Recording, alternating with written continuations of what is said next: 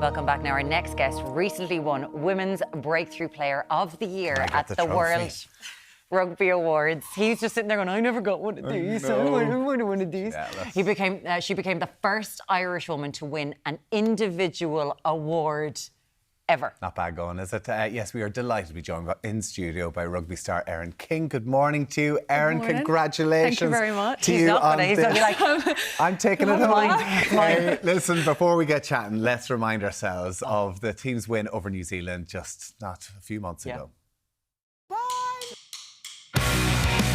She's going to be hard to stop from there, burrowing low. They punish New Zealand's mistake. Going to go herself in for Wather and get her second try. Almost at the line, and the try is given. Ireland under brilliance, and it's Erin King millimetres away, and the try is given. Erin King again. Wowie, there she is. good day at the office. Yeah, that wasn't a bad day now. Congratulations. What an amazing year it's been for you. Let's start off with that win against New Zealand because, listen, given where the Irish 15s team has been in the last couple of years, to go up to Tier 1 now and to go and beat New Zealand like that, what was that for as an occasion? Oh yeah, it was a whirlwind of a day, and we kind of going into the competition, people were kind of overlooking us and saying we weren't quite ready for it, and we were the only ones, and we all believed that we were ready for it. So, you know, we had that one common goal. We had the belief. There was so much belief in the squad, and we were ready to face the haka. You know, we wanted to embrace them, and we wanted to embrace the challenge. And yeah, rocking up that day, you know, we just had that energy. We all kind of believed, you know, this is the day we're going to do it. And it's so nice that the girls finally get to reap the rewards of all the hard work that's been going on behind the scenes for the last 3-4 years. And yeah, it was one of the best days I've had in the green jersey, I have to say. It's unbelievable because we're looking at a period of transformation in the women's 15 games in Ireland, right? So, you know, they were on real highs and then it went to real lows. And now we're watching this, as you said, transformation. And it's wonderful. But you've come in from the sevens, essentially. You've been a sevens player for years. You're like, how are you? You play a bit of 15s. And you went and you won Rugby Breakthrough Player of the Year. Erin, what in God's name? How long had you been playing 15s by the time you got that? I mean, I did play 15s when I was younger, but I've only played a couple of, 3 or 4 senior 15s games, and kind of coming in, I was in the team for 2 weeks, in camp for 2 weeks before my first cap, and yeah, I was very nervous. Those days I really didn't feel like I was going to be a 15s player.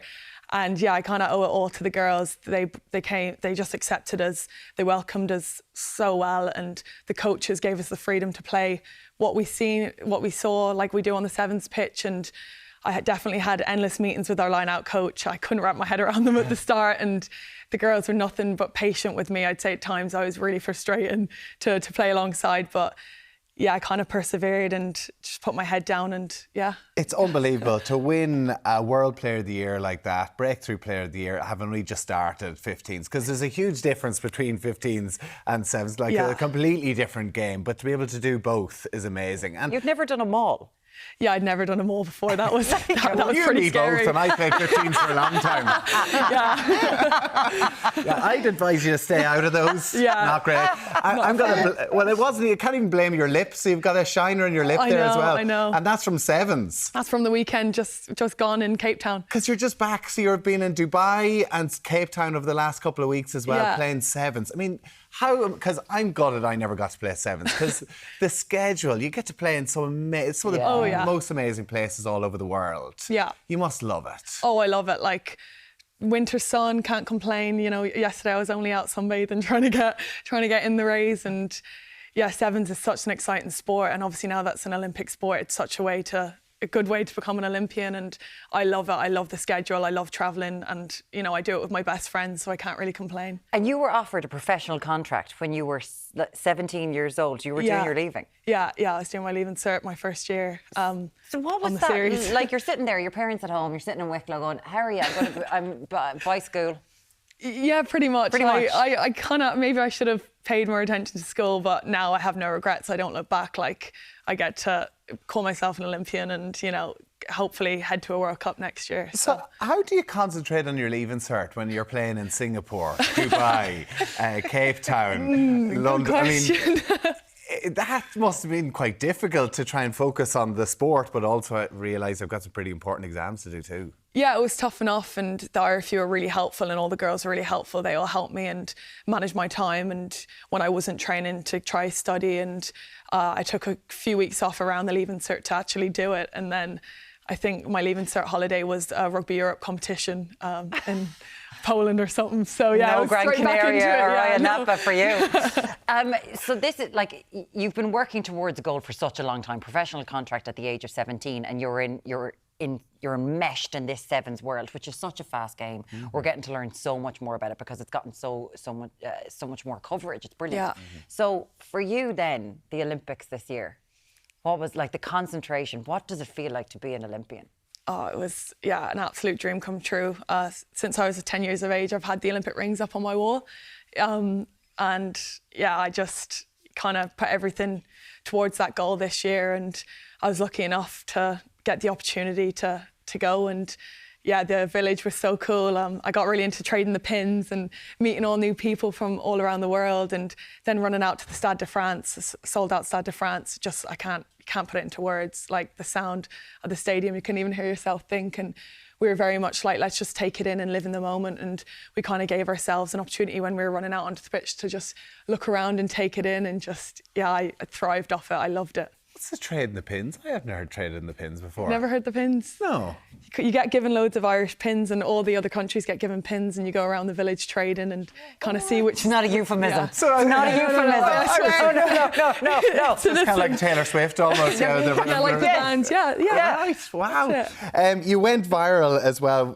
For people who haven't, I think everybody has seen this clip. You lifting Emily Lane in a line-out as well. I mean, this is a skill. I mean, to be fair to Emily, unbelievable of her to catch it. Oh, yeah. But for you, the strength. Talk to us about the training that you go through in a week. It's unbelievable. I suppose I hadn't...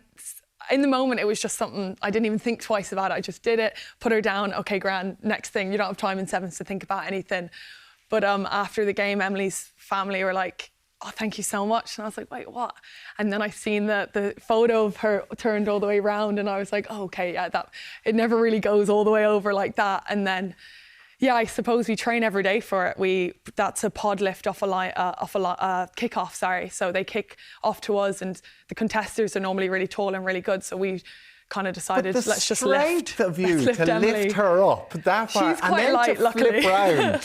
And then the duty of care to bring her back round again onto her feet. I mean, Emily's one of my best friends, so I couldn't let her. I don't think she would have ever forgiven me if I dropped her on her head. But I'm sorry, if anyone's sitting at home, I was doing it with 10 kgs yesterday trying to do this, going, we do train. We're lucky enough that we train every day, and we have great S&Cs and things like that. And what is, because there's one thing for an awful lot of people, I was bet into Ilona Maher this year during the Olympics. She really pushed. She's an American sevens player who signed for the Bristol Bears, playing 15s at the minute. Yeah. And she's on American Dancing with the Stars. She's become this big personality.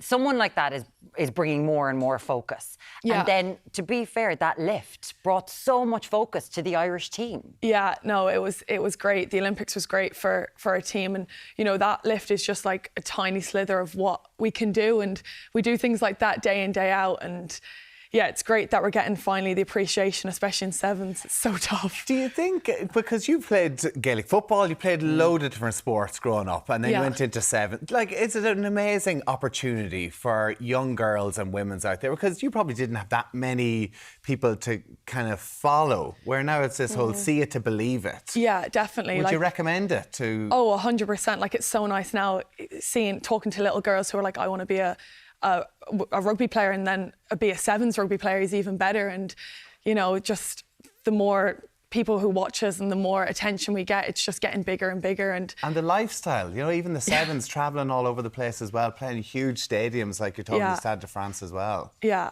But there are downsides, as with anyone's career. And your housemate, Bevan Parsons, she's broken her leg for the second time in 4 months. Yeah, no. How's she doing?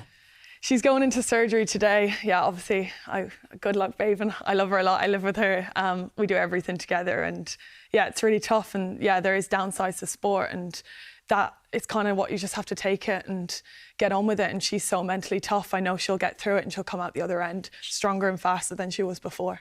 She's really positive on social media, being like, I can sort this out. It's all good. I'm going to the World Cup. Oh yeah, and she will sort it out and she will go to the World Cup. I have no doubts about it. Absolutely. I mean, it must be odd, like you're heading off to come in here to talk to us and she was heading in to get her leg fixed as well. Yeah. But listen, we all wish her well because she's an absolute star on the pitch as well. If she misses the Six Nations, so be it. At least she's back for the World Cup. 100%. Are you excited for the World Cup? Are you going to have New Zealand again in your pool? That's going to be, they're going to be out looking for revenge. Oh God, I'd say they're really, I'd say we're up on their dartboards and they're throwing them at us. But yeah, it's so exciting. I'm going to do everything in my power this year to try to be on the plane to that World Cup. And yeah, I suppose they're going to have it for us, but we've bet them already and we can beat them again. Switching between the two disciplines, just really, between 7s and 15s, which you have to do. You're playing both. How is that for you?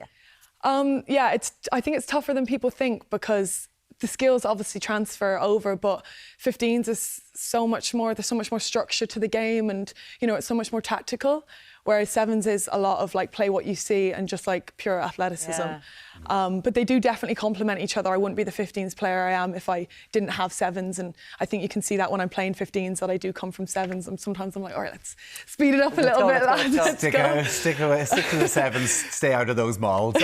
Listen, Erin, hold up the trophy there for us. Let's have a look. Breakthrough Player of the Year. Thank you very much. World Breakthrough of the Year. Amazing. Erin King, continued success. Well done, everything Thank you you had so this much. season as well. Look Appreciate forward it. to keeping an eye on it this year. So lovely to meet you.